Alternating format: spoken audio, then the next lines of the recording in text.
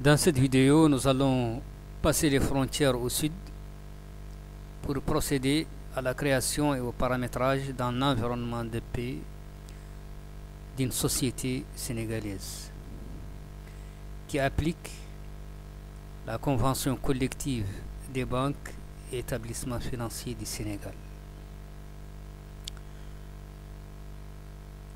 Je souligne à cette occasion que les sources qui m'ont permis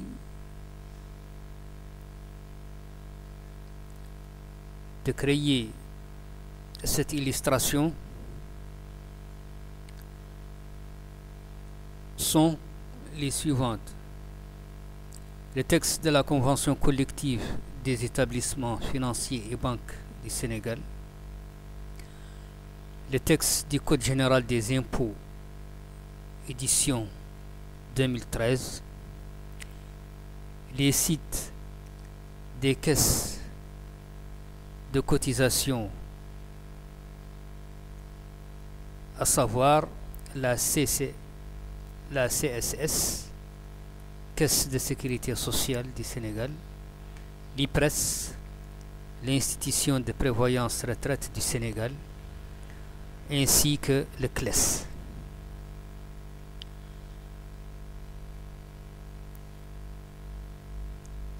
Nous allons procéder de la même manière qu'auparavant,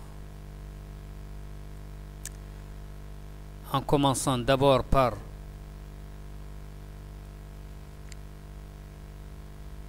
la définition d'abord de l'horaire de travail de l'établissement. Donc,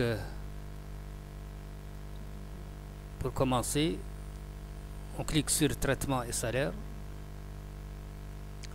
Ensuite, on va vers paramètres de la paie. Et là, nous avons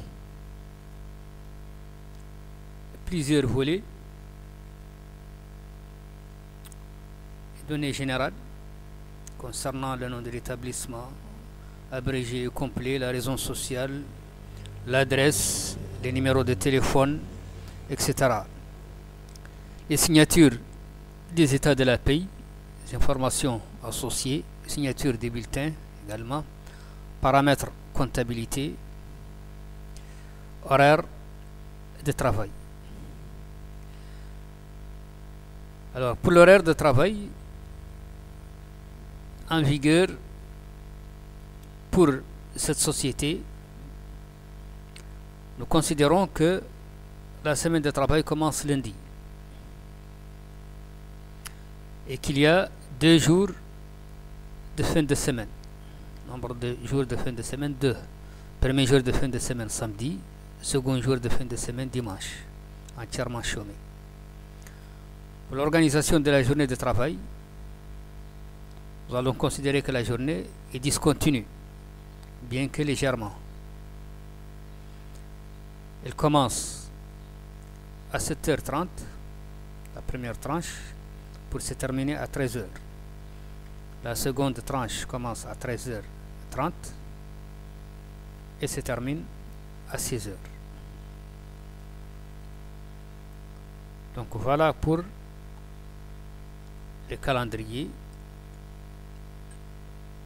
de travail pour cette semaine, du lundi au vendredi, de 7h30 à 13h et de 13h30 à 16h. Ceci permet au système de déduire les informations suivantes. C'est que le nombre d'heures travaillées par jour, en moyenne, est égal à 4. Le nombre d'heures travaillées par semaine est de 40. Et le nombre d'heures travaillées par mois de 173,33. Alors nous allons maintenant compléter ces informations en indiquant les codes des constantes associées à ces informations. Pour le nombre d'heures travaillées par jour, on adopte la codification du système MBH jour. Nombre d'heures travaillées par semaine, MBH SEM, nombre d'heures travaillées par semaine. Nombre d'heures travaillées par mois, MBH mois. Pour la périodicité de la paye, donc on suppose que cette société a une périodicité mensuelle. Donc le cycle de la paye s'étend sur un mois. Donc base 30e, 30 jours.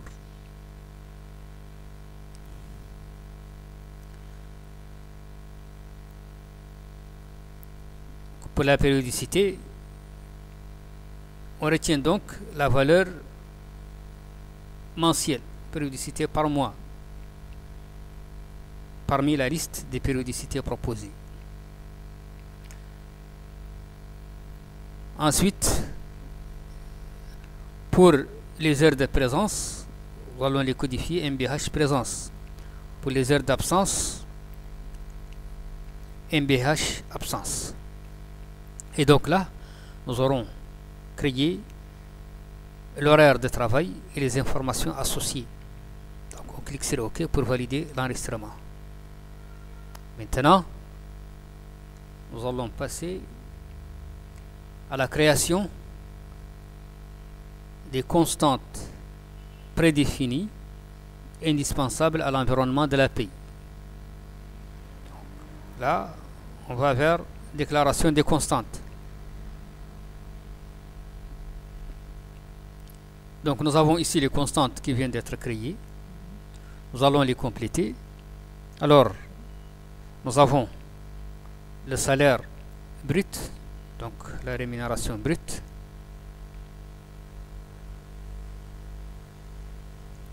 Salaire brut, constante de type prédéfini.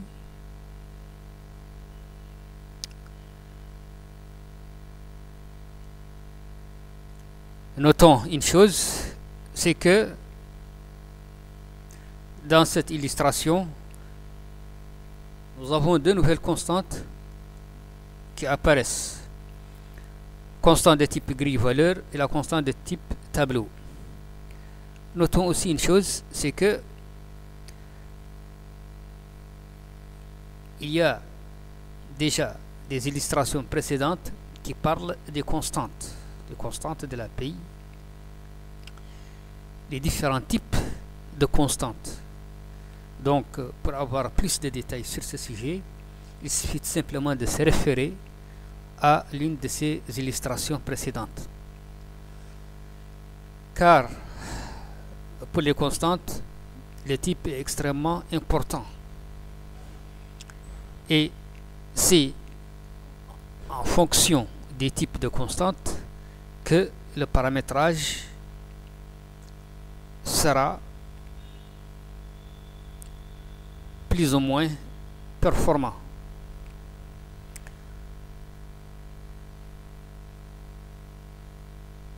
Chaque type de constante apporte une fonction bien particulière et contribue à l'édifice de l'API. Chaque type de constante joue un rôle bien particulier pour le paramétrage de l'environnement de l'API. Donc notons au passage qu'il y a deux types de constantes qui apparaissent, constante de type grille-valeur et la constante de type tableau. Nous aurons l'occasion de voir ces deux types de constantes dans cette illustration. Donc, nous complétons les constantes prédéfinies. REM brut, rémunération brute, brut des congés, brut congé, brut des congés, qui est aussi une constante de type prédéfini. Le coût de l'employé, coût amp, coût de l'employé, constante de type prédéfini. Pour les caisses de cotisation, nous avons deux établissements. Nous avons la CSS, Caisse de sécurité sociale du Sénégal, donc AS CSS, assiette de la caisse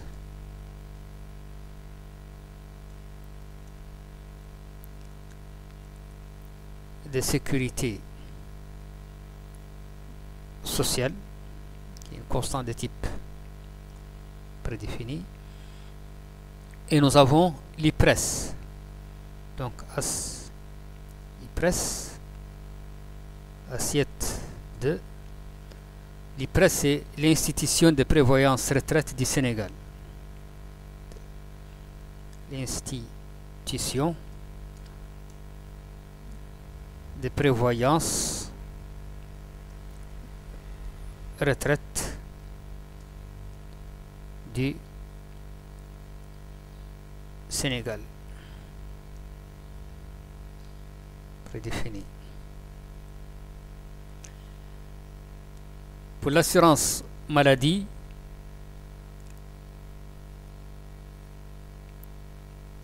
généralement, d'après les informations que j'ai recueillies, cela peut être assuré par un établissement dit privé. Nous allons prendre le cas d'un IPM plutôt, assiette de l'institution de prévoyance maladie.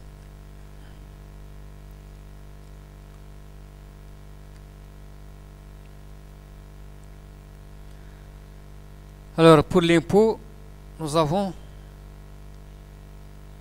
l'IRPP. Assiette de l'IRPP, donc assiette de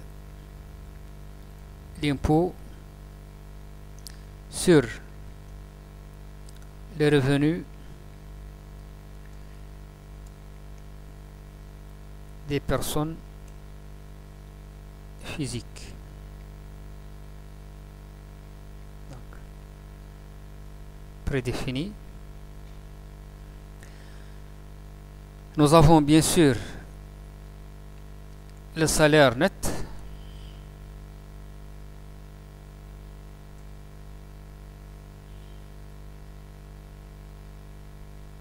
prédéfini, et le net à payer.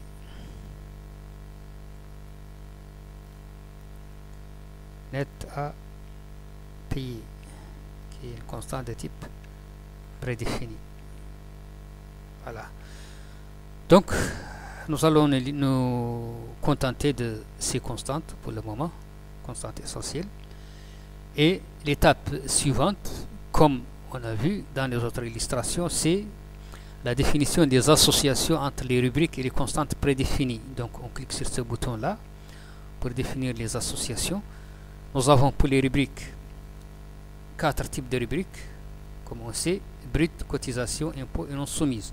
Donc pour chaque type de rubrique, nous allons définir les associations correspondantes. Type brut, une rubrique de type brut s'ajoute au salaire brut, au brut des congés, au coût de l'employé, aux assiettes des caisses de cotisation, à CSS, à IPM, à CIPRES, à l'IRPP, au salaire net et au net à payer. Voilà. Alors pour une cotisation, eh bien, c'est une retenue, ça va donc être retranché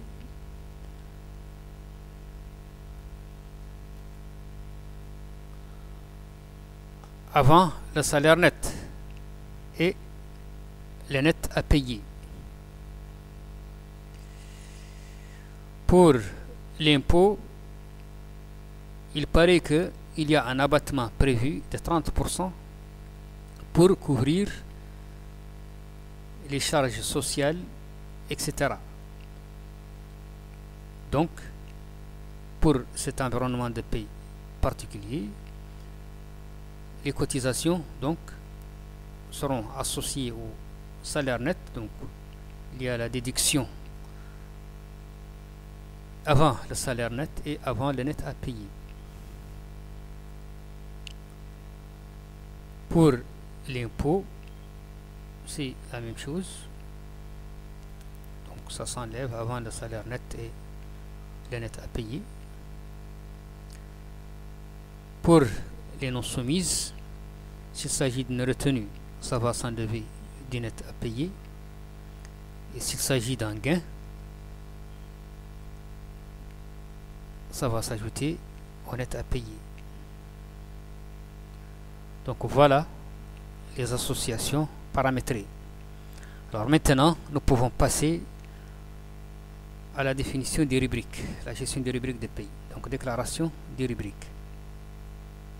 Voilà. Bon, donc pour les rubriques, nous avons l'écran d'une rubrique donc composé de l'identification de la rubrique, où on renseigne le code de la rubrique, son libellé, son type, son sens, les libellés courts éventuellement, l'assiette si elle en possède, le plafond si elle en possède, le plancher si elle en possède. Alors, si elle a une valeur fixe, on la saisit à ce niveau. Si elle est associée à une constante, eh bien, on sélectionne la constante parmi la liste des constantes existantes. Ensuite, nous avons formule de la rubrique dans laquelle on définit la structure de la formule. Est-ce qu'il s'agit d'une base fois un taux, base fois taux moins complément, fois taux plus complément, etc. C'est-à-dire que nous avons ici un ensemble de structures, de formules prédéfinies, nombre fois taux, nombre fois base fois taux, nombre fois base fois taux moins complément, etc. Donc, les différentes associations possibles entre nombre, base, taux et complément. Donc, suivant la rubrique, la structure de la formule va être sélectionnée à partir de la liste proposée.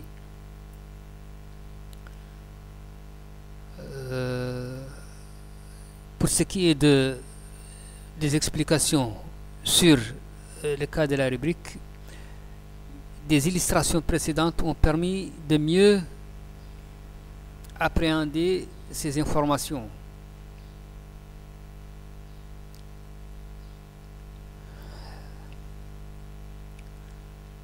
Donc nous allons décrire d'une façon assez brève quand même de quoi il s'agit concernant l'écran relatif à une rubrique. Donc il y avait l'identification comme on a vu, il y a la formule, donc on saisit, on sélectionne la structure de la formule. Ensuite, on indique éventuellement les constantes concernées. Constantes concernant le nombre, associé au nombre, associé à la base, associé au taux. S'il s'agit d'une cotisation, les autres informations complémentaires, le taux patronal, le montant patronal, etc., le complément, ainsi de suite.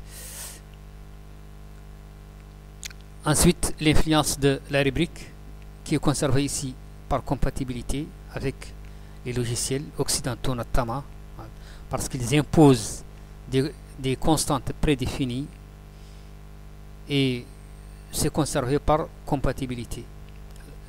La méthode adoptée par RIMPAY, c'est que le nombre de constantes associées à la rubrique peut être infini, illimité. C'est un tableau dans lequel on renseigne, on sélectionne uniquement les constantes qui sont associées à la rubrique. On ne fait pas apparaître des constantes qui ne sont pas concernées par l'association avec la rubrique. Donc nous avons ici, au niveau de ce tableau, la liste de toutes les constantes prédéfinies existantes et on sélectionne pour la rubrique les constantes concernées qui sont associées à cette rubrique. Donc, autre valeur, notamment, c'est des valeurs comptables, numéro de compte à débiter, charge, numéro de compte à créditer, bilan. Les branches couvertes, ça concerne les caisses de cotisation.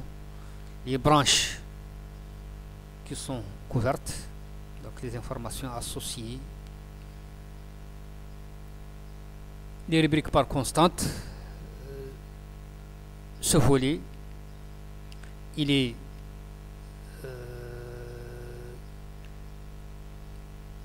utile au cas où la rubrique est mouvementée. cas où la rubrique est mouvementée. Donc, nous aurons l'occasion de le voir, mais dans les illustrations qui se rapportent au calcul de la paye. Parce que pour le moment, on a commencé d'abord par le paramétrage des constantes et des rubriques de l'environnement de la paye. Une deuxième étape viendra, pour laquelle des illustrations seront disponibles, qui va porter sur les calculs de la paye, les calculs proprement dit, donc l'enregistrement des employés, l'enregistrement des mouvements pour les employés, les calculs de la paye, l'édition des états de la paye, les bulletins, les états de salaire, les déclarations sociales et fiscales, etc. Donc, on commence ici par, nous sommes là au niveau de l'étape paramétrage de l'environnement de la paye en ce qui concerne les constantes et les rubriques.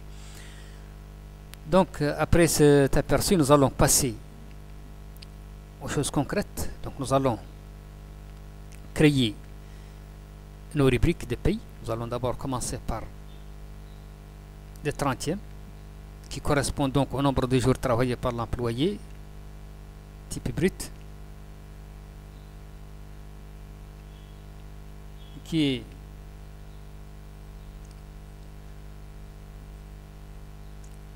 correspond à la constante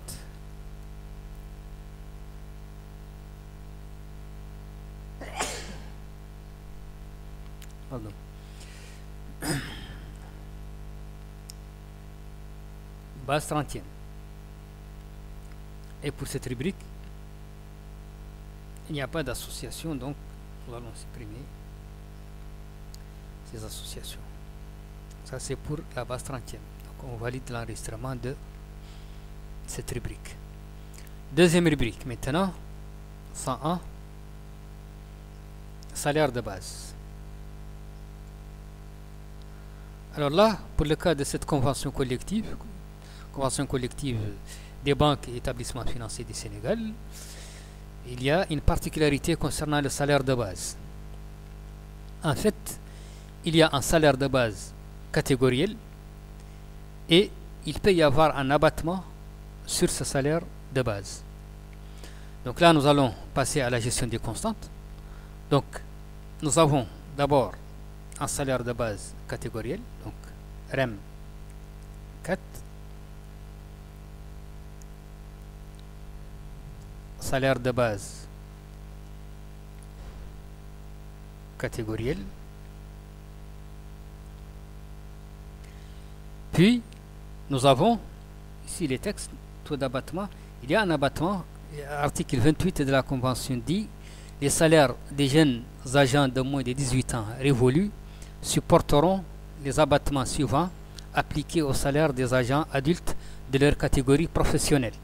De 14 à 15 ans, un taux de 40%, de 15 à 16 ans, 30%, de 16 à 17 ans, 20%, etc. Donc il y a un abattement en fonction de l'âge. Donc nous aurons besoin d'une constante âge C, donc âge AMP, l'âge de l'employé. Âge de l'employé qui est calculé automatiquement. Il va être la différence entre la date de naissance de l'employé et la date de la paye de l'employé. Donc âge de l'employé. Ensuite, nous avons un taux d'abattement. Un taux d'abattement de la catégorie salaire de base catégoriel. Taux abattement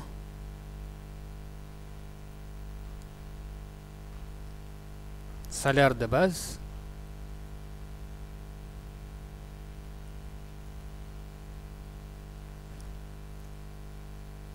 catégoriel, qui va être une constante de type grille tranche. Et le texte associé est là. Donc, on valide l'enregistrement. Maintenant, nous allons procéder à la formule pour cette constante.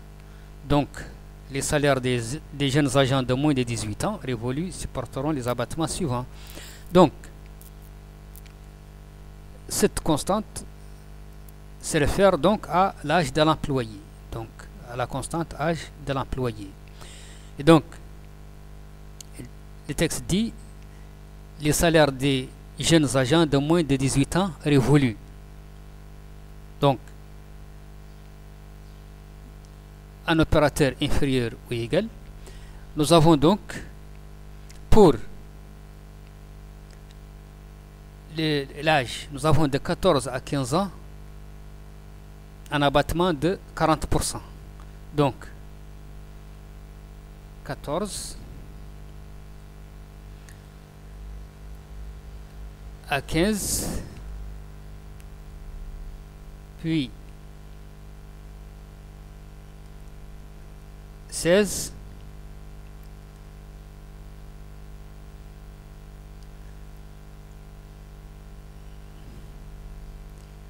17 et 18.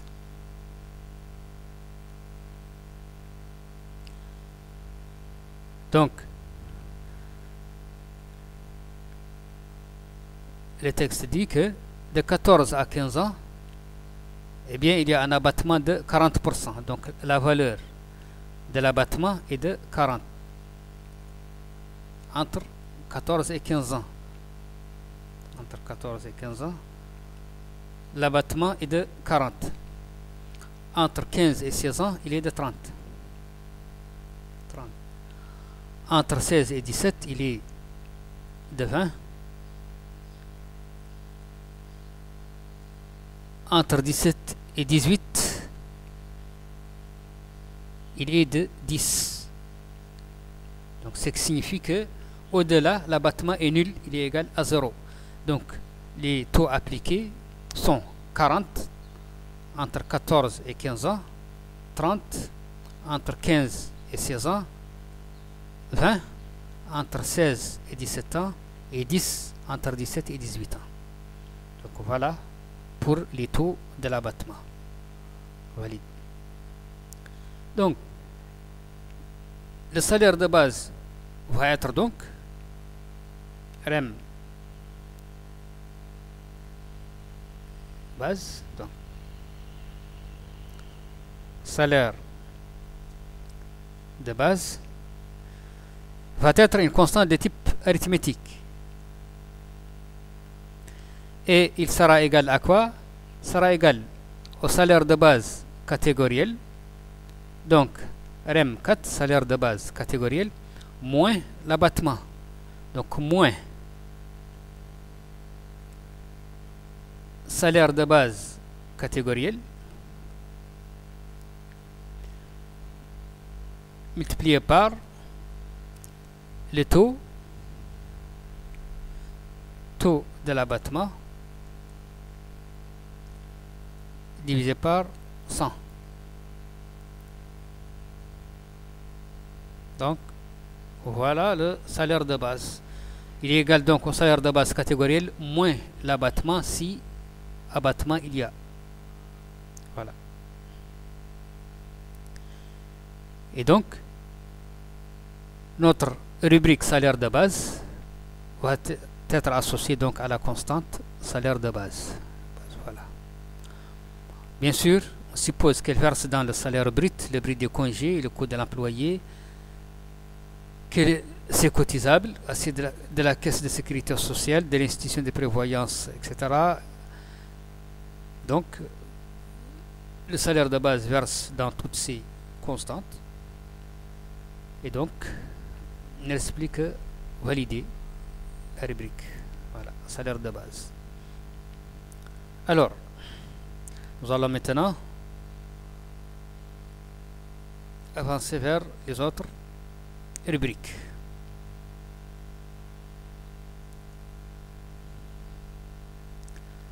Donc, nous avons maintenant les autres indemnités. Les autres indemnités, donc nous avons l'ancienneté. Donc, 102 prime d'ancienneté.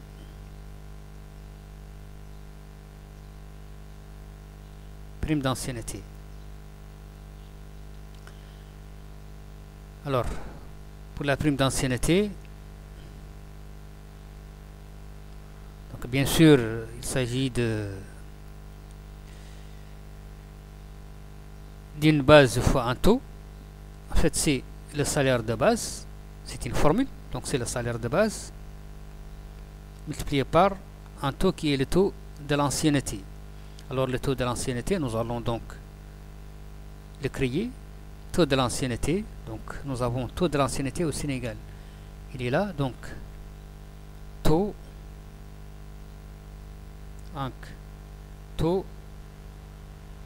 de l'ancienneté.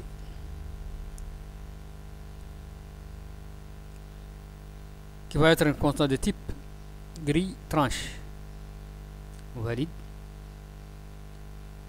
Alors, le taux de l'ancienneté, donc c'est par rapport, une majoration pour ancienneté est attribuée dans les conditions suivantes.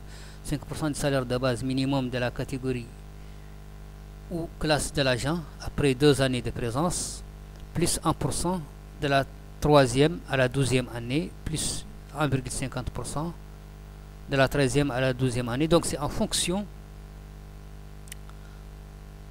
du nombre d'années. MB1. Plutôt, appeler ça ANC1, ancienneté en année. Ancienneté en année. Valide. Donc le taux de l'ancienneté, une majoration pour ancienneté est attribuée dans les conditions suivantes. 5% du salaire de base minimum de la catégorie ou classe de l'agent après 2 années de présence, plus 1% de la 3e à la 12e année, plus 1,5% de la 13e à la 22e année, plus 2% de la 23e à la 27e année, avec un maximum de 40% après 27 années de service. Donc, ceci, la constante de référence doit être l'ancienneté en année. Et donc, 5% du salaire de base minimum de la catégorie ou classe de l'agent après 2 années de présence. Donc, avant 2 ans, la valeur est nulle, 0. À partir de la 3e année, le taux est égal à 5. Donc 5% du salaire de base minimum de la catégorie classe de l'agent après 2 années de présence. Ensuite, nous avons une progression de 1% de la 3e à la 12e année. Et ici, nous allons utiliser une nouvelle fonctionnalité qui apparaît pour les constantes de type grille tranche. C'est que si nous avons un long tableau, nous avons ici la possibilité de faire ça rapidement. Donc, plus 1% de la 3e à la 12e année. Donc ici, nous allons utiliser une déduction des références. C'est une nouvelle fonctionnalité, déduction des références. Donc, nous donnons ici la valeur minimale, c'est-à-dire valeur début, là on commence. Donc de la 3e à la 12e année. Donc de la 3e, valeur maximale 12 ans. Et donc le pas 1. Voilà. Donc déduire. Alors là, il va nous donner automatiquement des valeurs correspondantes. Donc jusqu'à la 12e année, 1%, la progression du taux est de 1%. Donc ici, nous allons déduire les valeurs. Même méthode pour les valeurs. Donc, valeur, ça commence à partir de 5 et il y a une progression de 1. Déduire. Donc ici, il nous donne les valeurs automatiquement. Donc, nous voyons ici que jusqu'à la 12e année, le taux va être égal à 14. Ensuite, nous avons 1,5% de la 13e à la 22e année.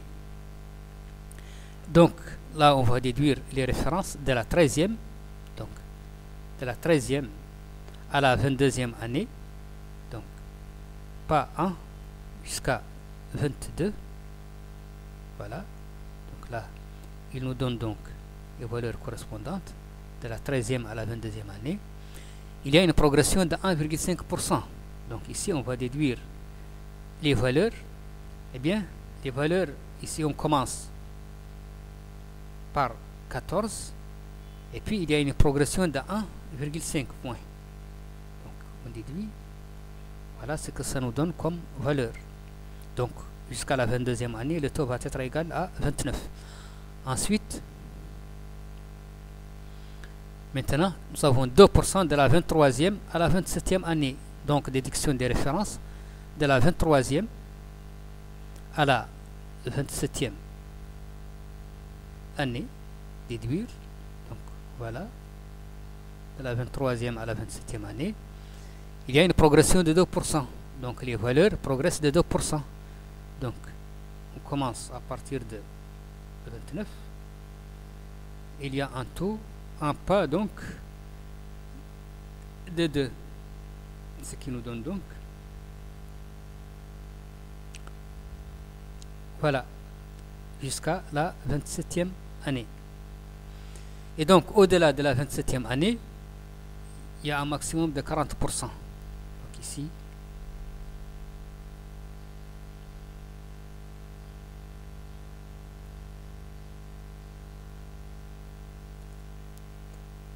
jusqu'à la 27e année, donc à partir de la 27e année, donc le taux est de 40%.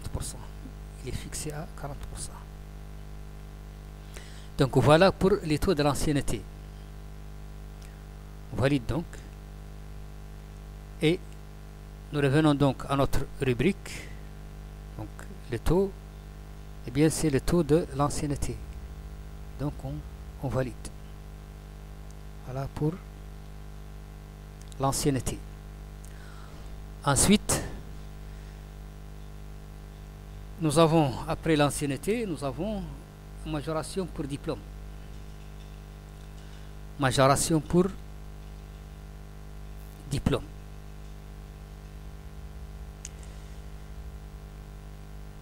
Donc 103. Majoration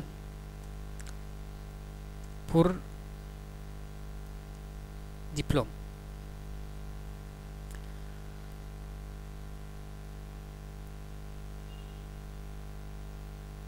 Alors, pour la majoration pour diplôme, on voit d'abord le texte réglementaire associé. Il dit majoration. Petit diplôme, majoration mensuelle 2200 francs CFA. 2. Diplôme secondaire, baccalauréat, brevet, etc. Majoration mensuelle 4000. Diplôme supérieur, majoration mensuelle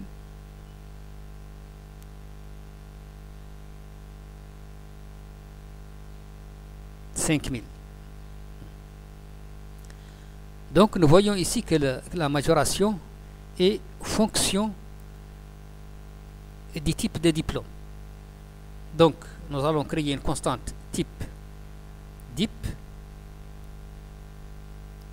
type diplôme,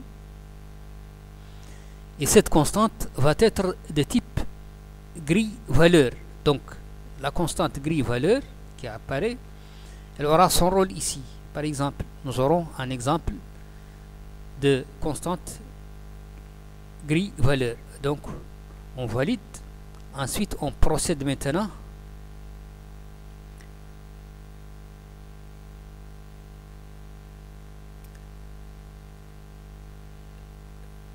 de type tableau. C'est une constante de type tableau. Type tableau. C'est-à-dire, donc, voilà, de type tableau. Et donc, ces valeurs, une constante de type tableau, c'est-à-dire qu'elle a des valeurs initiales. Ces valeurs sont déclarées dans un tableau. Par exemple, pour le type de diplôme, nous avons 1, par exemple, diplôme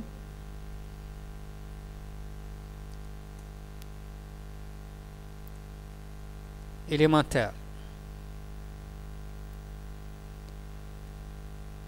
2,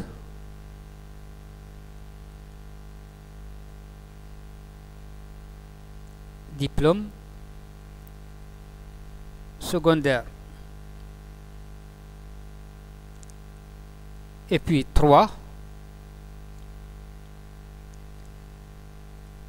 diplômes supérieurs. Donc cette constante a 3 valeurs. 1, 2, 3 initialisées. Elle peut avoir l'une de ces valeurs. Donc c'est-à-dire que le diplôme,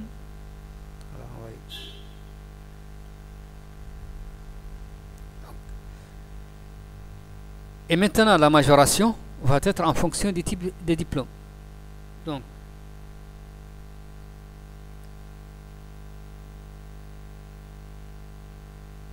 major dip, majoration pour diplôme va être une constante de type grille-valeur. Grille-valeur. Voilà. Donc, le texte législatif associé, il est là. Donc, nous allons maintenant saisir la formule. Majoration pour diplôme. Donc, c'est par rapport au type de diplôme. Type diplôme. Voilà. Donc nous avons automatiquement les différentes valeurs de cette constante type diplôme. Donc nous avons 1 diplôme élémentaire, 2 diplômes secondaires, 3 diplômes supérieurs. Nous avons automatiquement le tableau qui est rempli par les valeurs de la constante et il ne reste plus qu'à saisir les valeurs correspondantes. Donc pour les diplômes élémentaires, la majoration est de 2200. Pour les diplômes secondaires, la majoration est de 4000. Pour les diplômes supérieurs, la majoration est de 5000. Voilà. Et pour la constante de type grille-valeur, il y a un seul opérateur égal. L'opérateur égal. Donc, il n'y a qu'un opérateur d'égalité. Alors que la constante de type grille-tranche possède 4 opérateurs. Les opérateurs de comparaison inférieur ou égal, inférieur, supérieur ou égal, supérieur. Et la constante de type grille-valeur possède un seul opérateur qui est l'opérateur d'égalité égale, appliqué sur un tableau, généralement une constante de type tableau. Donc, voilà pour la majoration. Donc au niveau de la rubrique majoration pour diplôme, eh bien elle va récupérer sa valeur à partir de la constante majoration pour diplôme. C'est tout. Et cette rubrique verse dans le salaire brut, le brut de congé, le coût de l'employé bien sûr, elle est cotisable, elle est imposable et verse dans le salaire net et le net à payer. Donc on l'enregistre directement. Alors, pour la rubrique suivante, indemnité d'équipement. Donc, 104.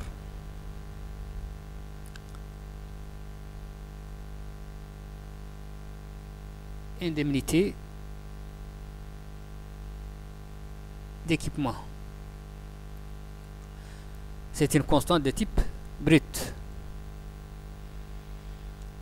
Alors,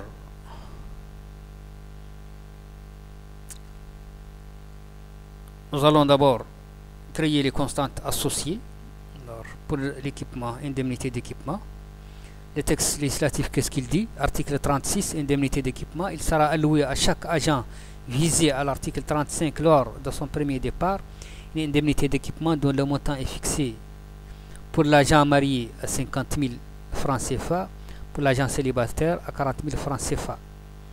Donc, elle va donc dépendre de la situation matrimoniale, mat,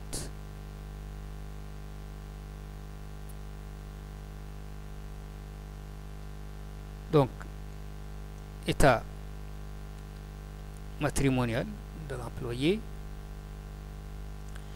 que nous allons considérée ici comme une constante de type tableau et qu'on va remplir donc par, nous avons 1 par exemple, célibataire, 2, il s'agit d'un agent marié.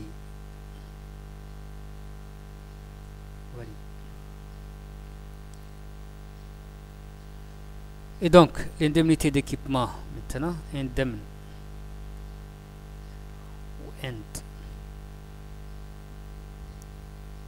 équipement,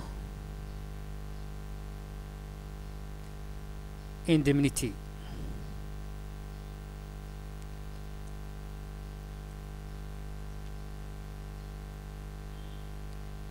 d'équipement va être donc une constante de type grille valeur. Le texte législatif, il est là, donc on valide. Et maintenant, nous allons saisir sa formule. L'indemnité d'équipement, il est par rapport à la situation matrimoniale, l'état matrimonial de l'employé, qui a 2 valeurs, 1 et 2. 1 célibataire, 2 marié. Donc, pour l'agent marié, 50 000. Donc,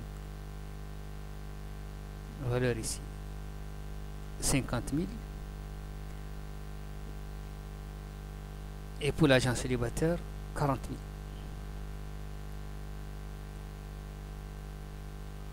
Voilà. Donc, l'indemnité d'équipement donc va être associée à la constante indemnité d'équipement. Pour les associations,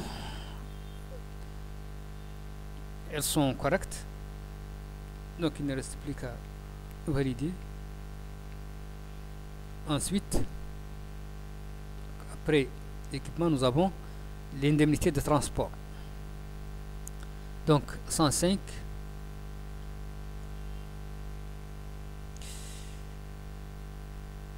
indemnité de transport. Alors, pour l'indemnité de transport, le texte législatif, qu'est-ce qu'il dit? Pour l'indemnité de transport, article 37, indemnité de transport, une prime de transport est allouée à tous les agents de banque. Son montant est fixé comme suit.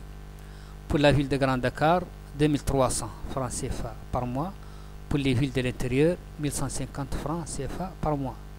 Donc, cette indemnité va dépendre du lieu de résidence. Donc, lieu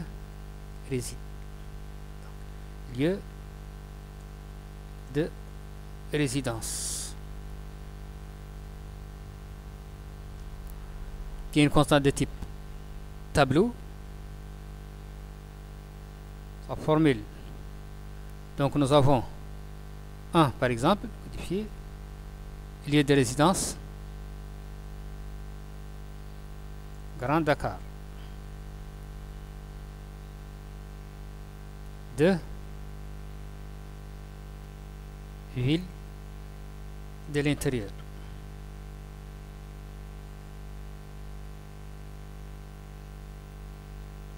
Voilà, donc on va mettre ça. Donc le texte législatif, qu'est-ce qu'il dit pour le transport? Donc, une prime de transport est allouée à tous les agents de banque. Son montant est fixé comme suit. Donc,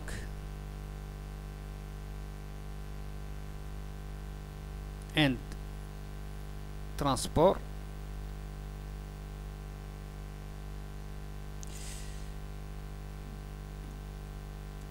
prime de transport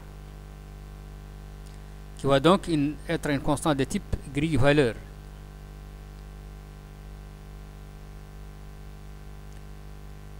Et le texte législatif associé est là, indemnité de transport. Voilà. Valide. C'est par rapport donc au lieu de résidence. Lieu réside. Donc voilà, on voit que il y a 2 cas. 1, Grand Dakar, 2, ville de l'intérieur. lieu de résidence, si lieu de résidence est égal à 1, alors pour la ville de Grand Dakar, le montant est de 2300 francs. Donc 2300. Pour l'intérieur, c'est 1150 francs. Et voilà.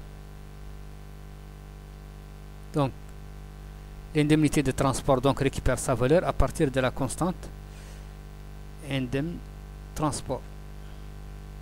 Allez. Les associations sont bonnes. Alors, la prime suivante, c'est indemnité de séparation. Donc,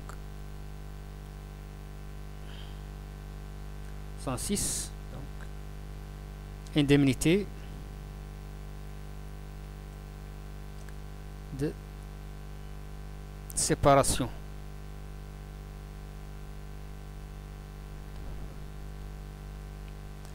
Indemnité de séparation.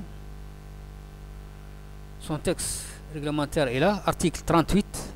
L'indemnité de séparation est due à tout agent visé à l'article 35 qui, du fait de l'employeur, se trouve séparé de son conjoint. Le taux de cette indemnité sera au minimum de, pour les agents engagés à l'étranger pour exécuter un travail au Sénégal, 500 francs CFA par jour, 600 francs CFA pour les agents ayant plus de 2 enfants à charge.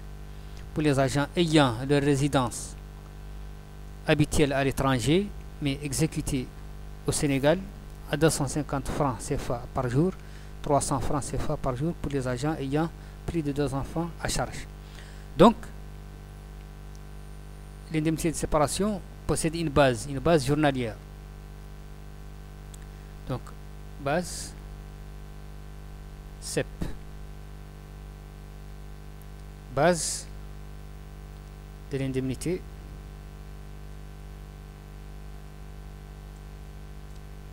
de séparation,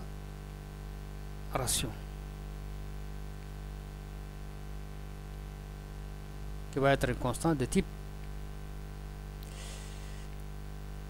grille-valeur. Le texte législatif est là. Valide. Et c'est par rapport à quoi? Aux critères de séparation. Donc, nous avons une constante CRI-CEP, critère de séparation,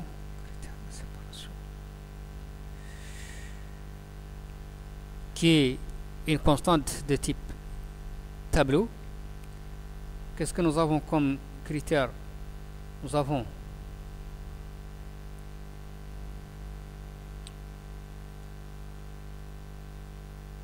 agent engagé à l'étranger,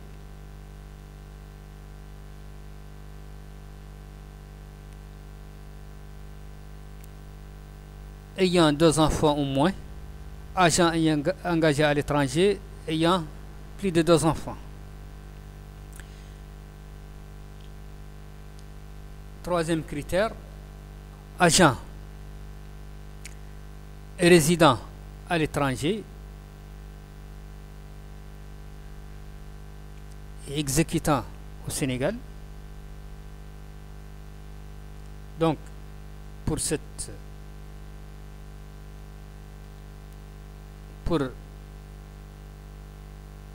donc le critère de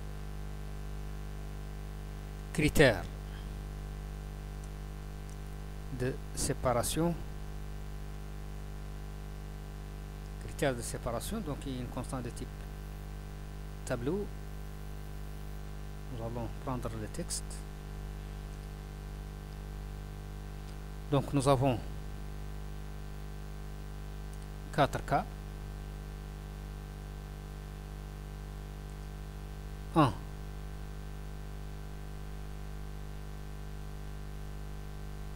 Agent engagé à l'étranger pour exercer un travail au Sénégal, 500 francs CFA par jour. Donc, engagé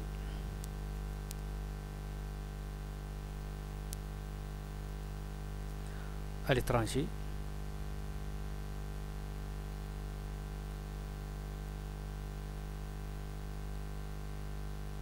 avec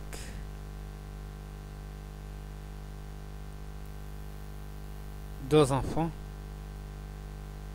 ou moins. Ça, c'est le premier critère. Deuxième critère, engagé à l'étranger avec plus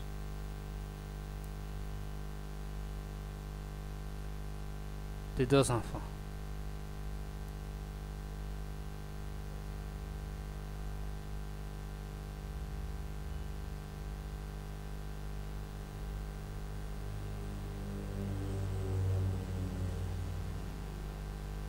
Voilà. Troisième cas, résident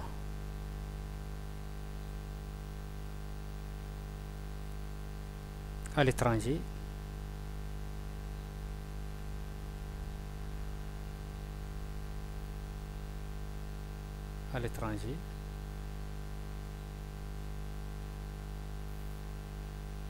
avec deux enfants ou moins,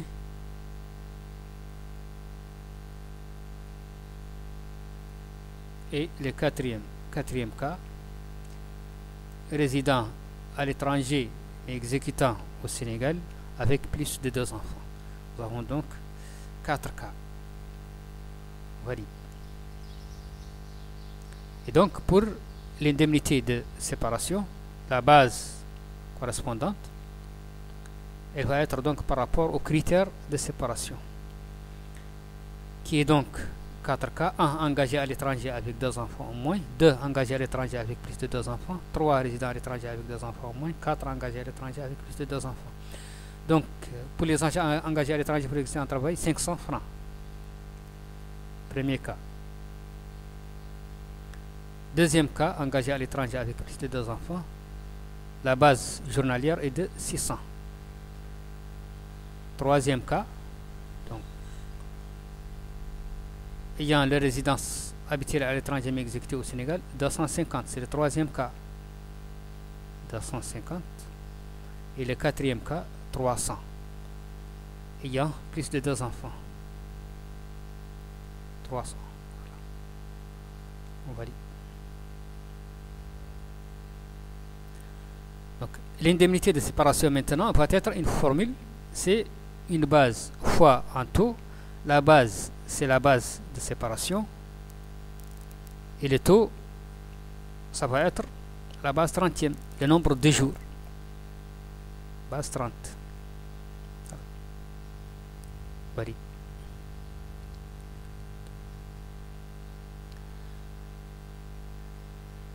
Constante suivante, indemnité de logement. Alors l'indemnité de logement, article 39, logement, avantage alloué au cadre. Il est alloué au cadre chef de famille pour l'amélioration de leur habitat une somme forfaitaire mensuelle ainsi fixée dans l'agglomération dakaroise, 40 000 francs CFA aux agents des classes 7 et 6, 50 000 francs CFA aux agents des classes 7 et 8. Hors de cette agglomération, les bases ci-dessus subiront un abattement de 20%. Les cadres qui sont logés par l'entreprise au titre de leurs fonctions ne pourront prétendre à l'indemnité précitée. Donc, d'abord, nous allons, ici, il y a un ensemble de choses. Nous allons interpréter cet article, ces informations. Premier cas, c'est que, d'abord, est-ce que le cadre est logé ou pas par l'établissement? Donc, une constante d'abord qui va tester est-ce que le logé ou non.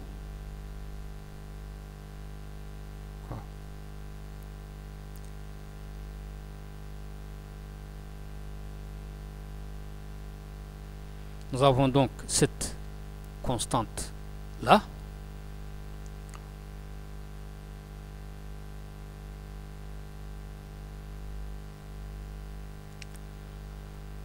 Ensuite, nous avons le texte, qu'est-ce qu'il dit? Il dit que alloué au cadre chef de famille, donc 40 000 francs CFA aux agents des classes 5 et 6. Donc il y a plusieurs critères. Il faut que la classe soit égale à 5 ou 6, ou 7 ou 8.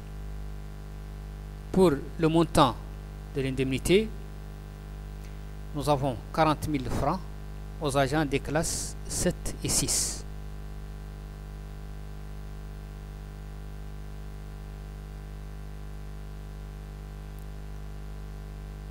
S'ils habitent à Dakar, sinon il y a un abattement de 20%. Donc, nous avons une première valeur, logement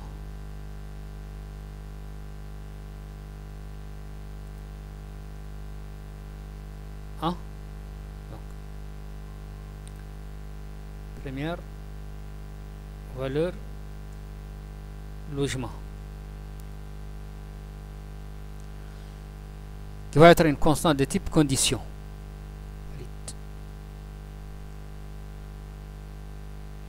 Il est par rapport à la classe. Donc là nous allons devoir avoir une constante CLAMP, donc classe de l'employé, et donc première valeur, si classe de l'employé CLAMP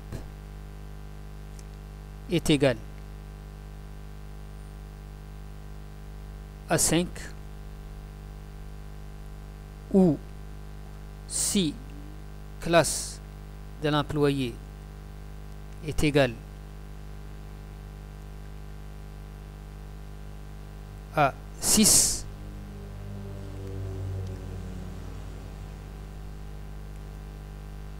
alors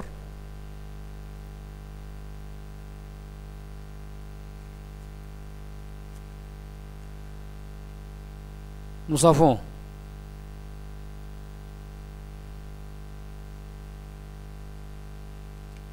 $40 000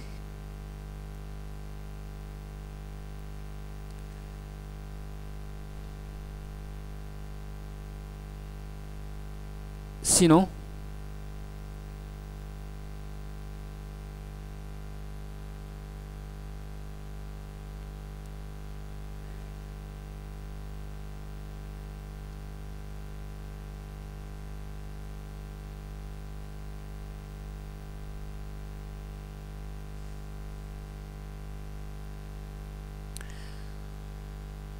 donc ici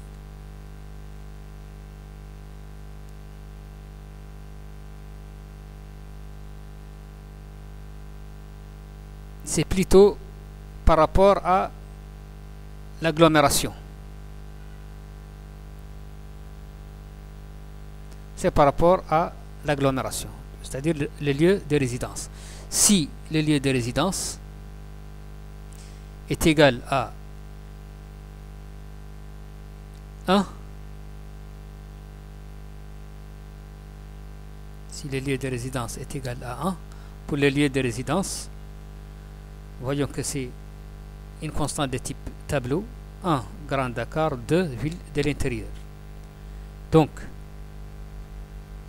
si l'agent a droit donc à l'indemnité de logement, s'il habite à Dakar, donc valeur égale à 1, alors le montant est de 40 000. Sinon, c'est-à-dire que le lieu de résidence est différent de Dakar, c'est-à-dire de l'intérieur, il y a un abattement de 20%. 20% de 40 000, c'est qui fait 8 000. Donc, ça va être égal à 32 000. Donc, ça, c'est première valeur logement.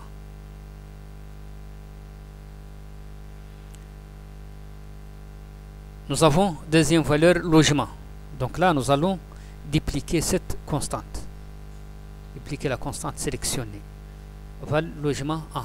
Alors maintenant, on va le logement 2. Première valeur logement. Seconde valeur logement. Alors si lieu de résidence égale 1, le montant est égal à 50 000. Sinon, il y a un abattement de 10%, donc de 10 000. Le montant est égal à 40 000. Donc, voilà pour la seconde valeur.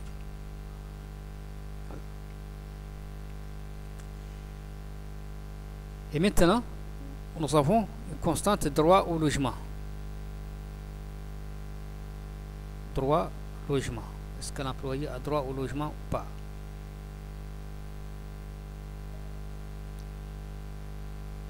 Alors, droit au logement, qui va être une constante de type condition. Droit au logement, bien c'est par rapport maintenant à la classe de l'employé. C'est la classe de l'employé. Alors si classe de l'employé est égale à 5 ou classe de l'employé est égale à 6, alors droit au logement maintenant va porter sur le lieu de résidence.